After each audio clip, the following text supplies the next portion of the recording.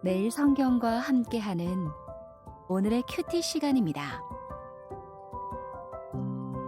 3월 4일 오늘의 말씀은 마가복음 9장 2절에서 13절입니다.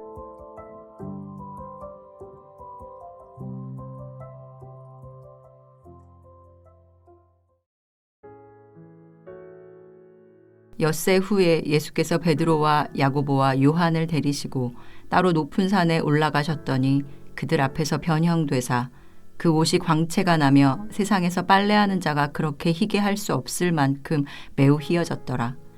이에 엘리야가 모세와 함께 그들에게 나타나 예수와 더불어 말하거늘 베드로가 예수께 고하되 랍비여 우리가 여기 있는 것이 좋사오니 우리가 초막 셋을 짓되 하나는 주를 위하여 하나는 모세를 위하여 하나는 엘리야를 위하여 하사이다 하니 이는 그들이 몹시 무서워하므로 그가 무슨 말을 할지 알지 못함이더라. 마치 구름이 와서 그들을 덮으며 구름 속에서 소리가 나되 이는 내 사랑하는 아들이니 너희는 그의 말을 들으라 하는지라. 문득 둘러보니 아무도 보이지 아니하고 오직 예수와 자기들 뿐이었더라. 그들이 산에서 내려올 때 예수께서 경고하시되 인자가 죽은 자 가운데서 살아날 때까지는 본 것을 아무에게도 이르지 말라 하시니 그들이 이 말씀을 마음에 두며 서로 문의하되 죽은 자 가운데서 살아나는 것이 무엇일까 하고 이에 예수께 묻자와 이르되 어찌하여 서기관들이 엘리야가 먼저 와야 하리라 하나이까. 이르시되 엘리야가 과연 먼저 와서 모든 것을 회복하거니와 어찌 인자에 대하여 기록하기를 많은 고난을 받고 멸시를 당하리라 하였느냐. 그러나 내가 너희에게 이르노니 엘리야가 왔으되 기록된 바와 같이 사람들이 함부로 대우하였느니라 하시니라.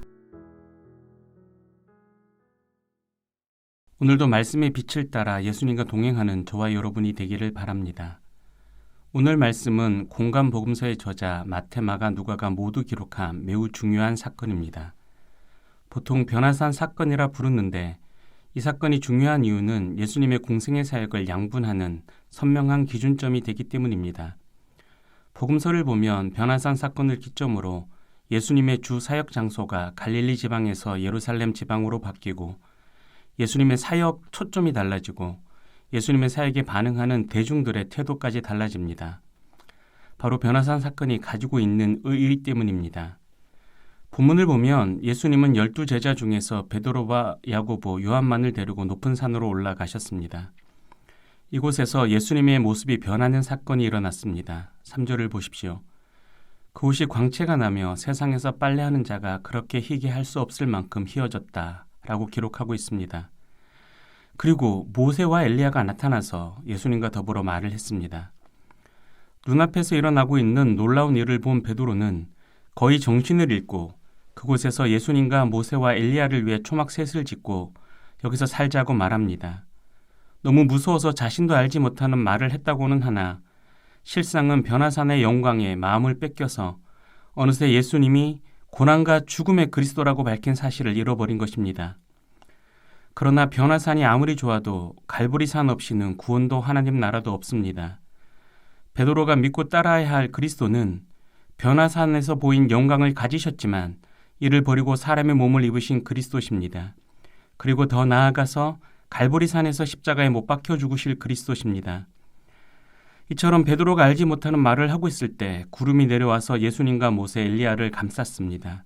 그리고 구름 속에서 이는 내 사랑하는 아들이니 그의 말을 들으라 라는 음성이 들려왔습니다. 그런 후 모세와 엘리야는 온데간데 없이 사라지고 예수님만 그 자리에 계셨습니다. 제자들은 변화산에서 예수님의 신성을 확인했습니다. 예수님이 자신들과 마찬가지로 먹고 마시고 배설하고 주무셔야만 살 수 있는 사람이지만 실상은 하나님의 영광을 가지신 분, 곧 사람의 몸을 입으신 하나님의 아들이라는 사실을 두 눈과 귀로 확인했습니다. 그래서 예수님께 물을 수밖에 없었습니다. 주님이 그리스도신 것이 이렇게 확실한데 왜 서기관들은 그리스도 앞에 엘리야가 먼저 와야 한다고 말합니까? 그러자 예수님은 말씀에 그렇게 기록되어 있으며 자신이 오기 전에 이미 엘리야가 왔다고 말씀하셨습니다.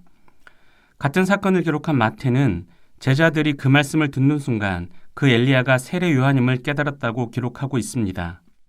이처럼 변화산 사건은 예수님의 신성에서 비롯된 신비가 가득합니다. 그러나 사건의 의의는 명확합니다. 예수님의 전반기 사역의 목적, 곧 자신이 그리스도임을 드러내는 목적이 성취되었음을 확증하는 것입니다. 예수님은 변화산 사건을 통해 앞서 행하신 수많은 표적들을 통해 파편적으로 보여주셨던 그리스도의 모습을 모아 한 장의 완벽한 그림으로 완성해서 보여주신 것입니다. 그래서 이 사건 이후로부터 예수님은 사역의 초점을 바꾸십니다. 자신의 그리스도 되심을 보이셨으니 이제는 그리스도로서 자신의 어떤 길을 갈 것인지 알리는 것에 집중하셨습니다. 그 길은 고난과 멸시의 길, 곧 십자가의 길이었습니다. 그 길은 어제 말씀에서 나눴던 것처럼 당시 유대 사람들의 그리스도관으로는 감히 상상도 할 수 없는 것이었습니다.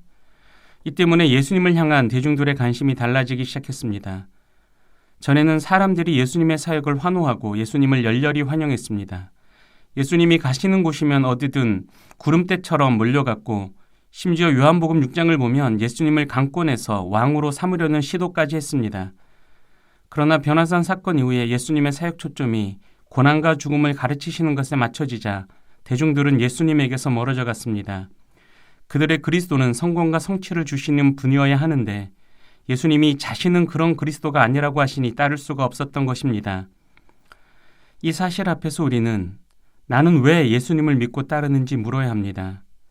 예수님은 우리에게 성공과 성취를 주시기 위해서 오시지 않으셨습니다. 예수님은 우리에게 고난과 죽음의 길, 곧 십자가의 길을 보이시고 그 길만이 구원의 길임을 알려주려 오셨습니다. 따라서 우리가 예수님의 진짜 제자라면 자기를 부인하고 자기 십자가를 지고 예수님이 가신 길을 가야 합니다. 그 길에 고난과 멸시가 가득하겠지만 그 길 끝에 부활의 영광이 있음을 예수님이 친히 보여주셨으니 이를 소망하고 끝까지 그 길을 가야 합니다. 기도하겠습니다. 하나님, 저희가 성공과 성취를 위해 예수님을 이용하는 가짜가 되지 않게 하옵소서. 예수님이 누구신지 더 알게 하시고 예수님이 가신 길을 따라가는 참 제자가 되게 하옵소서. 예수님의 이름으로 기도합니다. 아멘.